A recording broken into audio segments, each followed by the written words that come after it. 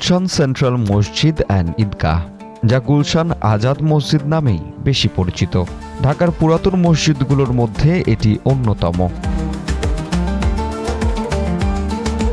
1976 সালের 18 এপ্রিল রাজধানীর গুলশান 2-এ 6 একর জমির উপর মসজিদটি নির্মিত হয়। এটি নকশা করেছিলেন স্থপতি মেজবাউল কবির। 3 তলা বিশিষ্ট এই মসজিদটিতে একসাথে 5,000-এরও বেশি মুসল্লি নামাজ আদায় করতে পারেন।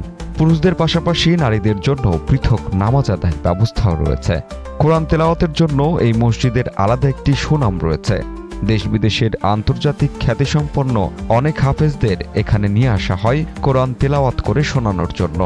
রমজানের সময় অনেক মুসল্লি এখানে তারাবির নামাজ এবং ইত্তেকাফ পালনের জন্য দূর দূরান্ত থেকে ছুটে আসেন।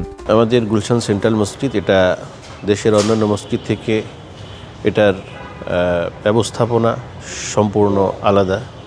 এটা সুশৃঙ্খলভাবে সুন্দরভাবে পরিচালিত হয়। রমজান উপলক্ষে আমাদের অনেকগুলো কর্ম হাতে নেওয়া হয়েছে। তার মধ্যে অন্যতম হচ্ছে রমজানে রোজাদারদের জন্য ইফতারির ব্যবস্থা। আমরা এখানে প্রত্যেক দিন 4 থেকে 5,000 লোকের আয়োজন করে থাকি এবং আলহামদুলিল্লাহ যথেষ্ট পরিমাণে আমাদের এখানে রোজাদার ভাইয়েরা আসেন, ইফতারি করেন। রমজানে আমাদের শেষ দশকে এখানে কিয়ামুল লাইল হয় এবং রমজানে আমরা এখানে তারাবির জন্য আমাদের ইমাম সাহেব আছেন 4 জন, তারাও তারাবি পড়ান এবং বাহির থেকে আরও 4 জন হাফেজ সাহেব নেওয়া হয়েছে। গুলশান আজাদ মসজিদে রয়েছে চলাচলের জন্য লিফটের ব্যবস্থা।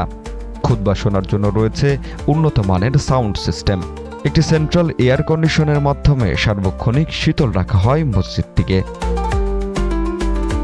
যারা গাড়ি নিয়ে নামাজ আদায় করতে আসেন তাদের জন্য রয়েছে বিশাল পার্কিংয়ের ব্যবস্থা।